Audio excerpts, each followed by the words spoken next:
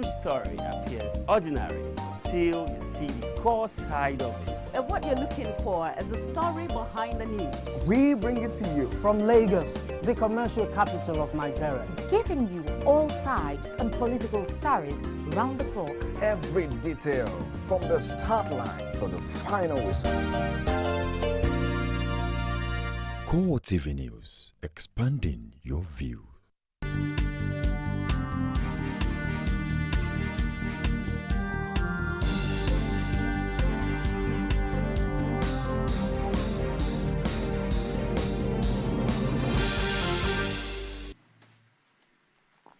Hello there, and thank you for joining us on News on the Hour. I am Martins Dixon.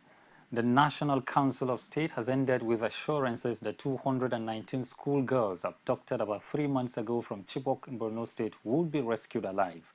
Members of the council told journalists at the end of the meeting that they were satisfied with the security briefing they got on the rescue efforts. They also want politicians and religious leaders to exercise restraints in matters of national security. Our correspondent Pius Samuel in Abuja has details. It's the second meeting of the National Council of State. All former heads of states were in attendance aside from retired General Muhammadu Buhari. Former President Olusegun Obasanjo was also present at the meeting where the National Security Council briefed members on the security situation. But the key issue at the session, according to council members, centered around efforts to rescue the Chibok girls. First stop on the security was the issue of the rescue of the Chibok girls, which the military authorities also confirmed that efforts are being made, and that sooner than later, that God willing, we'll have good news. And it was also very heartwarming to note that the issue is not whether we can rescue the girls. The issue is how can we rescue them in a way that will ensure their safety, so that we don't end up in the attempt to rescue them, we endanger their lives. On general security situation, the council expressed satisfaction with efforts to stem the insurgency. They also want Nigerians to know that the war against insurgency is not a conventional warfare. And then what also came out is the need for Nigerians to be patient, that this kind of terrorism that we are facing now is a new challenge in Nigeria, and worldwide is not something that goes away in a day. And so we have to be very meticulous in our approach, and we have to make sure that we take the best steps forward to reduce and minimize possible loss of lives in an attempt to curb the insurgents. So we are very satisfied that yes, indeed, the security agents know very well where the girls are located, and they are on top of the situation. In addition to the fact that we all agree that the armed forces are doing their best, and our men and women in uniform they deserve accommodation for their effort in the face of these difficulties. And we all have to recognize the fact that just a few years back, most of us in this room will swear that there can't be a Nigerian who will commit suicide. I mean, we can't have a suicide bomber. That, you know, Nigerians, we enjoy life, we don't like dying. But all of that is history. We now know that there are some of us who are willing to play the role of suicide bombers. There were also appeals for politicians and religious leaders to show more restraint on issues relating to national security. We need to come together. The whole Nigerians needs to come together in order to fight this. And then the other one is the issue of politicizing this issue. We need to be in our sense in such a way that we don't play politics with the lives and property of people, so that those who are playing politics with it, when there is nobody to govern, then who are you going to govern? So it is important that we all come together, and that is what was argued. The National Council wants the populace to show more support for the federal government and security forces to ensure that the war against insurgency is won. Edo State Governor Adams Oshimole says he has no hand in the crisis that engulfed the State House of Assembly. Oshimole says he will not allow the People's Democratic Party to intimidate him. He was speaking on the sidelines of the National Council of State meeting in Abuja. Election is coming, 2015, and we have defeated PDP consistently since 2009 that I assumed office. Every by-election they lost. The last National Assembly election, we defeated them in the whole of Edo South, which is about 51% of the population We defeated them in Edo North, which is about 33% of the federation. We restricted them in Edo Central, which account for about 70% of the population. In my own election, with all that they boasted they were going to do, I defeated them in all the 18 local government areas, including the local government of the PDP godfather.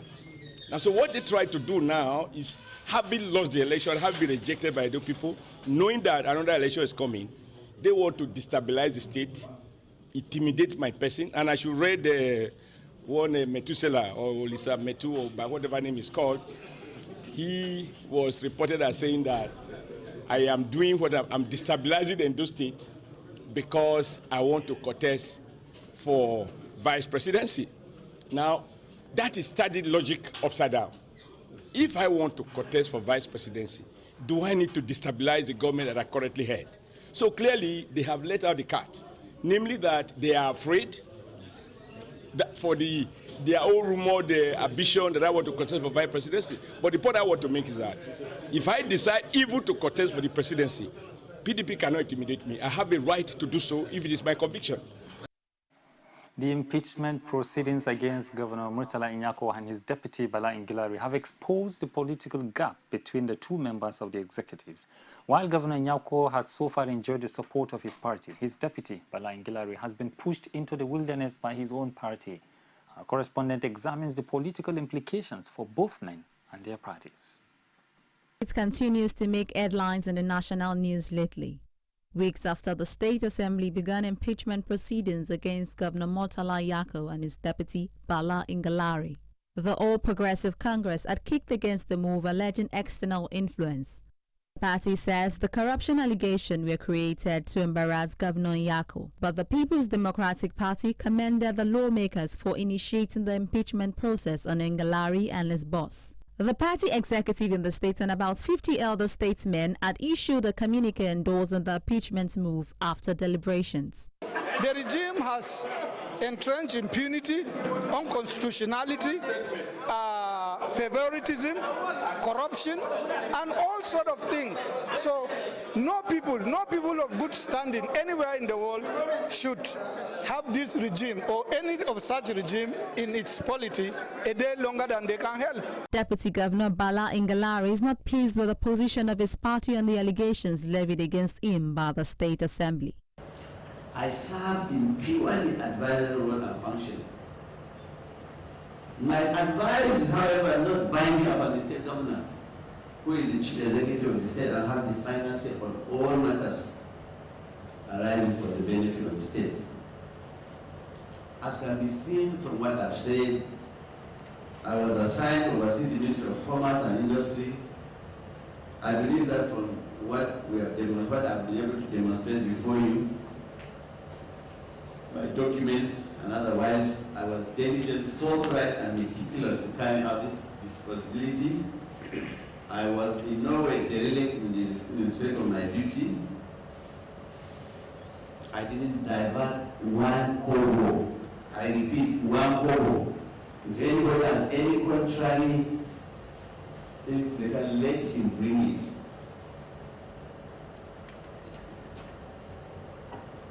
It must be something arising from the figment of somebody's imagination. I carry my responsibilities in accordance with the law.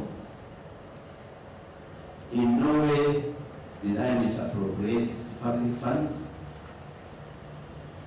but it should be remembered that I cannot hold brief in respect of any activity that happened after I left the Ministry of Commerce. The All Progressive Congress say the deputy governor got what he deserves. The party maybe not making too much noise. Sometimes you need to go back to the drawing board and look at all the allegations that has been placed, purported by the members of the State Assembly. And we've come to realize that all that is happening within the state obviously has an external forces. And the problem with the external forces is because they are the people in government and they've tried everything, leaving what the Constitution of the Federal Republic has stipulated. And I think this is a sign of impunity. It was a one-ticket affair between Inyako and Bala Ngilari. And now that he said he was not joining the the governor, to go to APC, and he now stood his neck in the PDP. Now I think he has seen what we've been talking about, the impunity. The impunity needs to stop. It has never, even within the military era, we've never seen the one-term impunity on ground where we are seeing in a democracy, where it is the voice of the people that have brought the people in power. The state's PDP chairman, Joe Madaki, explains the reason for the party's action. If the deputy governor is involved, he is leveled with something, with a case. He can go and clear himself. They are called there to go and clear. Once they clear himself, and that's all. So it will be very, very unfair for the party inviting somebody being a party in a case. It's what we call it, the police call it that it's an allegation. The whole thing now is an allegation, both on Yako and on deputy governor. You get it right. He was our leader. We never expected anything to be on him until when some people say he is involved. While a constituted panel has commenced investigation into allegations against Governor Yako and his deputy, the tenure of the acting chief judge expires today. Residents fear that it might be another setback in the impeachment process. The Minister of Health, Onyebuchi Chukwu, has expressed dissatisfaction with the decision of doctors under the aegis of Nigeria Medical Association to continue with the ongoing strike. Chukwu says the federal government had hoped that the doctors will call off the strike after his emergency delegates meeting that ran through Monday till the early hours of Tuesday. According to the minister, the doctors after the meeting insisted on continuing with the strike because the federal government offers are not in tandem with their expectations. Chukwu, who spoke in Lagos, says the doctors gave three fresh demands revolving around payment of their 6 months arrears, approval of skipping of levels for some cadres of doctors, and appointment of other health professionals as consultants as conditions for ending the strike. He lamented that in spite of government efforts to end the strike, the workers remained resolute to continue. He disclosed that the Ministry of Health and Finance have begun moves to clear the arrears, adding that matters relating to skipping an appointment of consultants are still in court. The Lagos State Commissioner for Health, Jide Idris, has assured patients diagnosed with cardiac renal failure of efficient and cost-friendly treatment at the newly built Cardiac and Renal Center in Bagada. Omotayo Alo was at the signing of a memorandum of understanding between the state and the concessionaires on the takeoff of the center.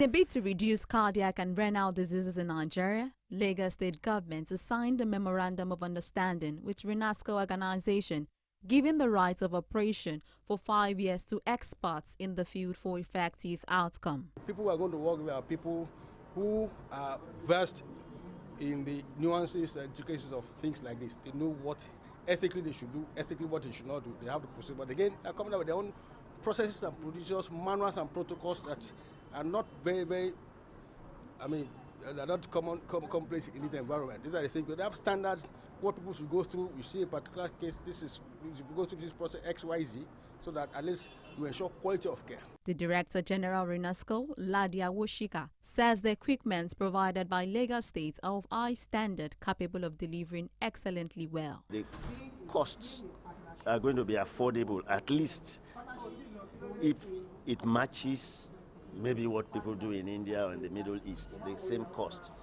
Nigerians will prefer that because when you have to go to those places, you have to take about 2 or 3 family members along with you. Those are costs that you won't have to incur here because this is Lagos, your family members, that's part of healing. You want your family members around you, you'll be in Nigeria. So even if you are going to pay the same amount that you will have spent in India, for the same outcome that we expect we will provide, then you choose to have it at the Cardiac and Renal Center, Bagada. Idris says the center will not experience any strike by workers because it will be operated like a private organization. 10% of the activities there again of the Indian people will be taken care of by the concessionaires without anything, but every other one, especially those poor people, will take care of. Idris says the center is a specialized and professional facility that Nigerians need for quality health delivery. Omotayo Alo, CoreTV News, Lagos. And that's all we can take on this News on the Hour. Join us on top of the hour for fresh news. I am Martins Dixon. Do enjoy the rest of our programming.